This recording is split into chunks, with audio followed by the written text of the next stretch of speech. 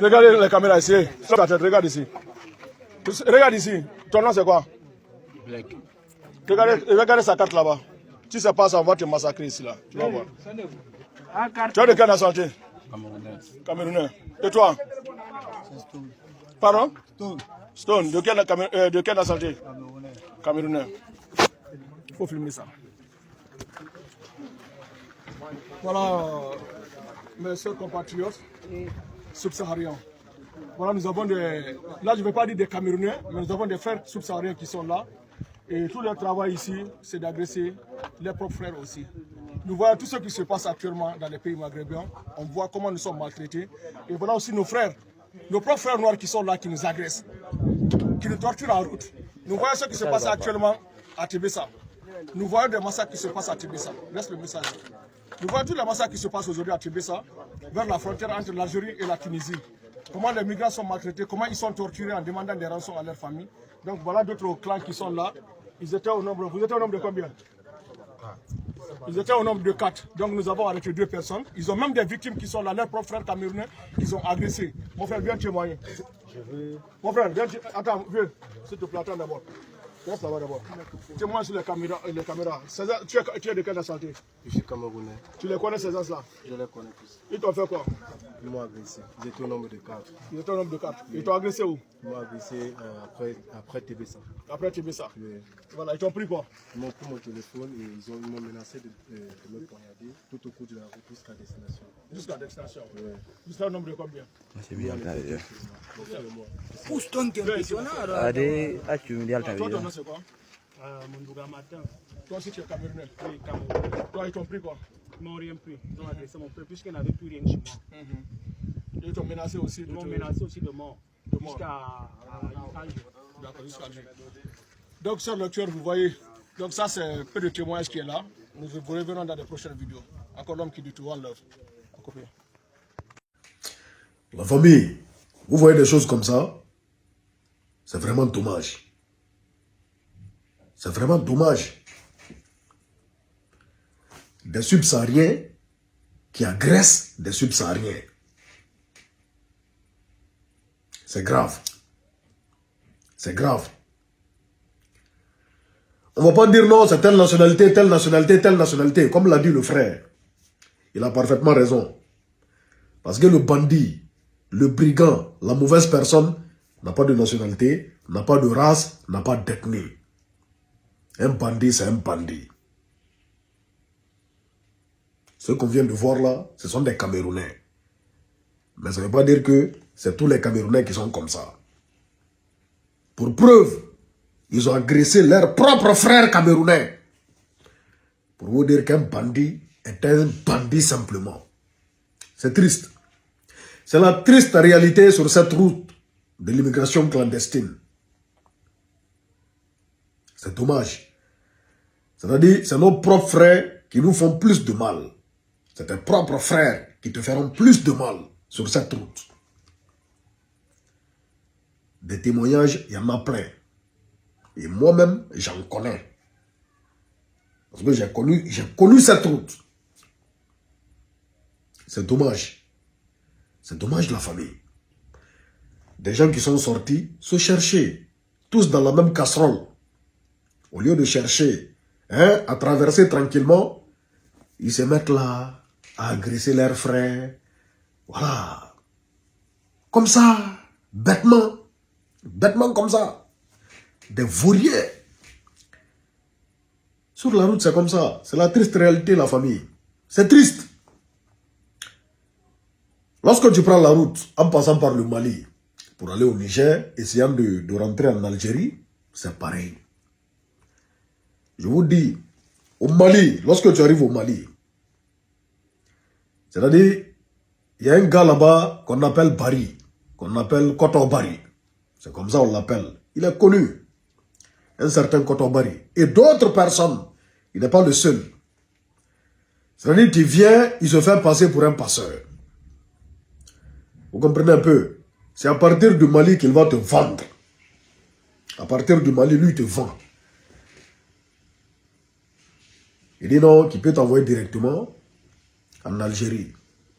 Ou bien il peut te dire même qu'il peut t'envoyer directement en Europe. Il te vend directement au Niger là-bas, Tamaracet. Je crois, vous voyez, c'est la ville. Tamaracet ou je ne sais pas où. Ils te vendent déjà. Il y a tes propres frères qui vont te réceptionner là-bas, qui vont te faire du sale, qui vont te torturer, qui vont demander des rançons à ta famille pour que tu sois libéré. Et surtout, ce qui est dommage, c'est nos sœurs, les femmes. Les femmes. Ce qui se passe là-bas sur la route, c'est vraiment grave. Ils peuvent attraper une femme. Je ne peux même pas tout expliquer ici sur les réseaux sociaux. Tes propres frères vont prendre des préservatifs pour te donner. Ils vont te demander de te prostituer. Sur cette route. Tes propres frères vont le faire. Tu vas te prostituer, ils vont encaisser l'argent. C'est grave. Ils te vendent. Ils te vendent comme de la merde. Sans compter ceux qui sont là qui t'agressent. Comme les gars qu'on vient de voir là. À la frontière. Entre l'Algérie et la Tunisie. Ils sont assis là-bas, ils agressent les gens. Au Maroc, c'est pareil. Au Maroc, c'est pareil. Il y a beaucoup qui sont là-bas, qui se font passer pour des passeurs. Pourtant, c'est des escrocs. C'est des escrocs. Hein? Ils mettent les gens dans une merde qui est inexplicable. C'est inexplicable, en fait. Je vais vous raconter une petite histoire du côté du Maroc. Une histoire vraiment qui m'a touché, que je ne peux pas oublier. L'histoire d'une sœur ivoirienne qui a vécu une histoire avec un autre Ivoirien, hein, son compatriote, qu'ils avaient passé pour un passeur. Moi, je suis passé par le Maroc. Donc, j'ai vu de mes propres yeux. Au fait, la fille, elle a quitté en Côte d'Ivoire, elle est arrivée au Maroc, elle voulait traverser, elle avait son argent. Il y a le gars qui lui a dit, ah, lui peut lui faire traverser. La fille a pris l'argent pour lui remettre, l'argent du passage. Le gars a disparu. Le gars a disparu. La fille, elle était en Nador. Je suis à Alassane Burkina. Ceux qui connaissent Nador, ils savent de quoi je parle. Ils connaissent le tranquillo d'Alassane Burkina. C'est-à-dire la fille, elle est restée là bloquée. Le soi-disant passeur a disparu.